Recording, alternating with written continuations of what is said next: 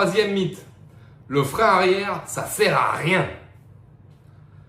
Moi, on m'avait dit il y a longtemps, si tu es un pilote, tu te sers jamais du frein arrière. Et si tu es un très bon pilote, tu t'en sers tout le temps. Non, le frein arrière, ça ne sert pas à rien, c'est hyper important.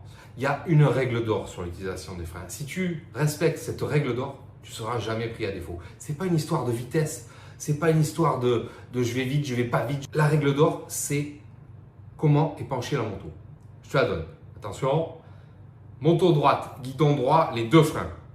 Moto inclinée ou guidon braqué, que le frein arrière. D'accord ? Ce qui veut dire que tu vas utiliser ton frein arrière, par exemple, dans un virage. Si tu rentres trop vite dans un virage, mais utilise ton frein arrière, il est là pour ça. D'accord ? Il va retenir un peu ta moto. Le frein avant, lui, dans le virage, il va avoir un effet différent. Au contraire, il va vouloir la redresser.